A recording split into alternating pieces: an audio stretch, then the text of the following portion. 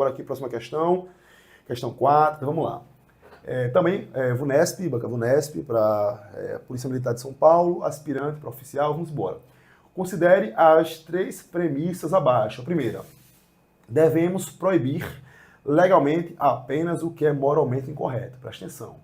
A segunda premissa, os filhos mentirem para os pais é moralmente incorreto. Beleza. Pergunto para vocês aqui, para um pouquinho. Gente, algo que é moralmente incorreto deve ser necessariamente ilícito, ou seja, crime. Meu aluno, não, né? Por exemplo, vamos lá. Eu posso chegar para uma pessoa que está passando na rua e dar língua para ela. Ofensa de criança, né? Chego e tome língua.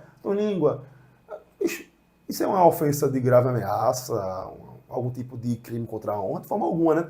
Pode ser feio, até mesmo de alguma forma imoral, até pode ser considerado de alguma circunstância, mas ilícito.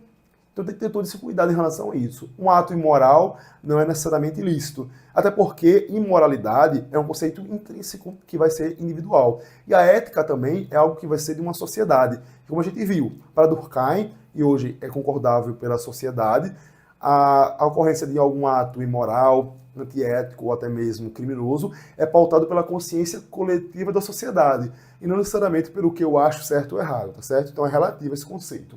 Beleza? Vamos lá. Terceiro ponto. Todavia, os filhos mentirem para os pais não devem ser legalmente proibidos.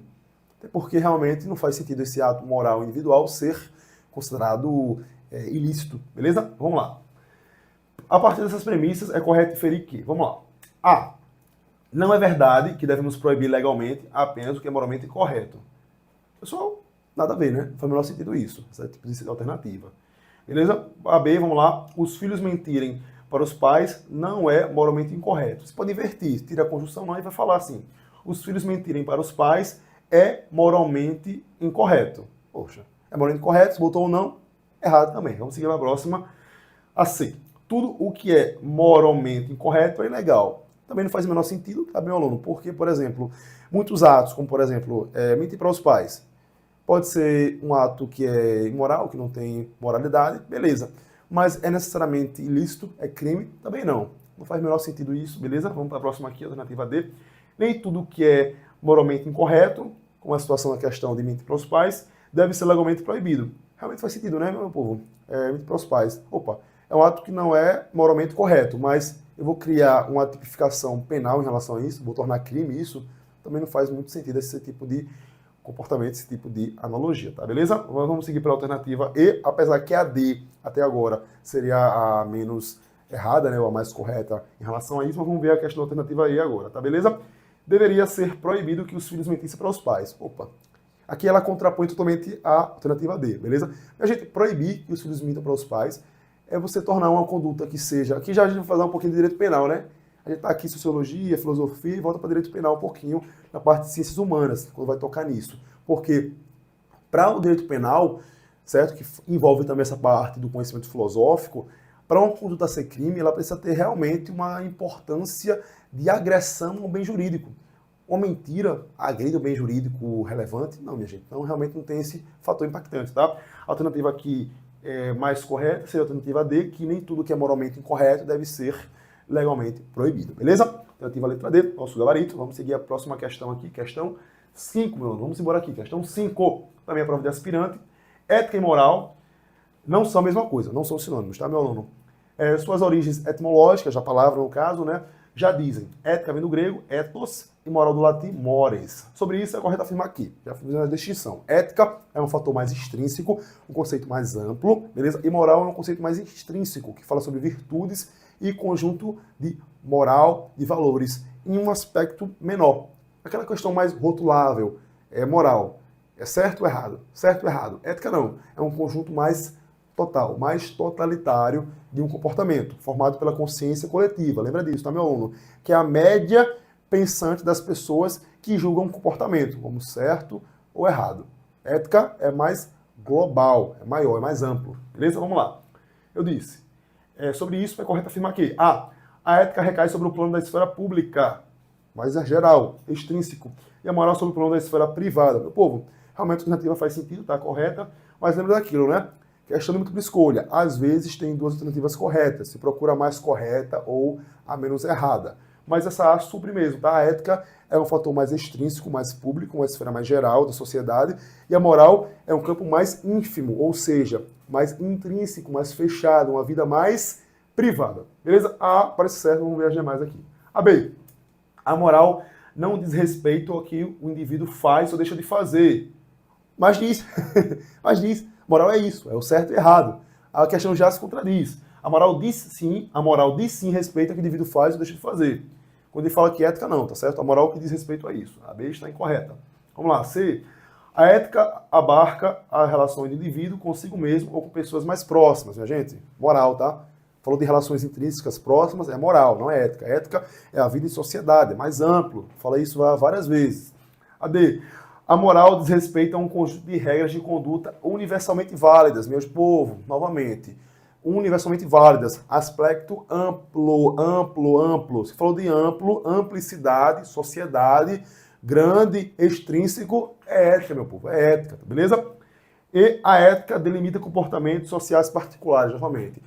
Meu aluno, particular, conceito pequeno, vida privada é moral, beleza? É moral. Então a resposta mais correta é a alternativa A, que a ética é um conceito maior, mais amplo, e a moral é um conceito mais privado. Beleza, meu aluno? Vamos embora aqui a próxima questão, vamos lá. Vamos embora aqui, questão 6, vamos embora. O século XVIII é reconhecido como o século das luzes. É o tempo do iluminismo. Vai surgir a questão do racionalismo, o antropocentrismo, o homem no centro de tudo, a parte do humanitismo, humanismo. É uma fase de século das luzes, idade das luzes, tá certo? Segundo a ética iluminista, vamos lá, alternativa A. As normas da ação moral do homem são estabelecidas pela razão. Peraí, meu aluno. A razão não é um ponto central em relação a essa situação, porque ela tem um elemento aqui que ela também depende do fator emocional, emotivo do homem. Vamos à próxima aqui, a B. O agir moral é agir de acordo com apetites e desejos naturais. Opa, aqui faz um sentido aqui, mas vamos continuar seguindo aqui essa questão para ver. Vamos lá. O ser moral e o ser religioso são inseparáveis. Não, meu irmão. O ser religioso, ele é separável do ser moral. Sobretudo numa realidade iluminista, em que o homem passa a ser centro dos comportamentos e das ações, tá certo? Vamos seguir aqui a próxima questão. D. Os valores morais são relativos aos costumes do povo. Não exatamente. Quando eu falo de costumes, é um termo mais amplo, tá certo? Então aqui nessa questão eu estou ampliando ela. Aí eu estou me referindo já a um fator mais ético. E a vida virtuosa do homem consiste em aceitar com passividade o destino e o sofrimento, não nesse caso. A vida virtuosa do homem, segundo a ótica iluminista, ele deve buscar através do estudo e da razão a luta e a busca em contrapartida pelos efeitos da sua vida. Então, por exemplo, ele sofreu infortúnios, pobreza. Segundo a ótica iluminista, ele pode utilizar da sua racionalidade, da sua razão, para buscar vencer essas dificuldades que foram inerentes à vida dele. Não simplesmente aceitar o sofrimento e a pobreza inerente à sua vida. Ele deve lutar contra ela. Nesse caso, meu aluno, a resposta que mais satisfaz aqui em relação à ética iluminista é que o agir moral é agir de acordo com os apetites e desejos naturais do indivíduo. Beleza? Que assim vai contrapor e conseguir cumprir esses preceitos da vida em sociedade. Vamos lá, próxima questão. Sétima questão, vamos lá aqui, vamos embora para ela. Vamos lá. Meu aluno, o movimento, primeiramente, a prova da Espírito Santo, aspirante também, 2013, Banco Exatos, um movimento que se caracterizou por uma atitude do homem abandonado à própria sorte. Presta atenção. O homem ele está abandonado à própria sorte. Já fala de questão de pessimismo, né? Uma questão reflexiva. Vamos seguir aqui. E livre, que precisa decidir seu destino sozinho, que refletia bastante o clima europeu da Segunda Guerra Mundial e do pós-guerra. Meu aluno, Segunda Guerra Mundial, pós-guerra, a gente está passando por uma fase de crise emocional, crise psicológica, sobretudo financeira. O indivíduo está em constante reflexão de si mesmo, seus ideais, seus pensamentos, seus arrependimentos, perda de familiares, uma reconstrução identitária, social e de vida. Vamos lá. Qual é o movimento que reflete esse tipo de situação? Vamos lá. A, existencialismo. B, cientificismo. C, marxismo. D, revanchismo, questão de revanche, sobretudo, tá? E teoria psicanalítica. Meu aluno, essa situação aqui, um mundo pós-guerra, que passa por uma perda de identidade, um movimento que reflete isso, sobretudo, um homem abandonado em si, na sua própria identidade. Claramente, a gente tem aqui que é diante do movimento existencial, o existencialismo, tá? O B, cientificismo, a gente está falando de uma questão de pesquisa, metodologia científica, aplicação de conhecimento. Nessa situação aqui, meu aluno, não faz sentido, tá? Beleza? E o C, marxismo, a gente está falando da questão do Estado moderno, a questão da luta de classe, mais-valia, o fetichismo de mercadoria, não envolve a questão desse homem abandonado em si, com a perda de identidade, beleza? De revanchismo, uma mentalidade que existe muito, a gente puxa da questão da história, tá certo? Alguns países que, às vezes, por perda de território, às vezes invocaram ou entraram em guerra só para tentar reaver ele. Acontece muito questão também de Alsácia-Lorena, nessa questão da Guerra Franco-Prussiana, envolve muito isso, tá certo? Questão do revanchismo francês, desse movimento, tá certo, pessoal? Não tem relação também com a perda de identidade humana, tá certo? E a teoria psicanalítica proposta por Freud, nessa questão do id, o ego, o superego, a disputa entre ele para a formação da identidade do indivíduo, não também faz relação com esse homem perdido em si. Aqui a gente tem a nossa resposta, o existencialismo. Vamos para a próxima questão aqui, questão 8ª. Vamos lá. Também, prova de aspirante, questão sobre Kant, Immanuel Kant. Vamos lá. A preguiça e a covardia são as causas pelas quais tão grande parte dos homens, depois que a natureza de há muitos libertou de uma direção estranha, continuem, no entanto, de um bom grado, menores durante toda a vida. São também as causas que explicam por que é tão fácil que os outros se constituam em tutores dele. Presta atenção.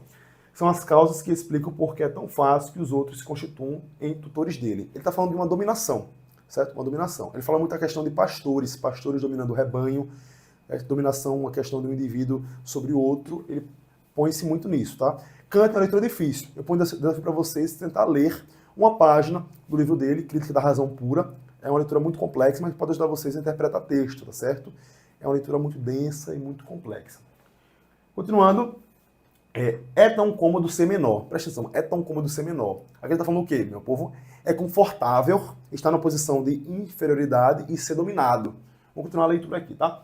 Se tem um livro que faz, às vezes, o meu entendimento, um diretor espiritual que por mim tem consciência, um médico que por mim decide a respeito da minha dieta. Então não preciso esforçar-me eu mesmo. Olha que interessante.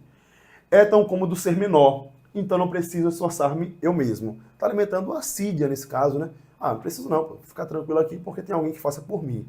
Vamos seguir o texto aqui. Não tenho necessidade de pensar. Quando posso, simplesmente pagar. Outros se encarregarão em meu lugar dos negócios desagradáveis.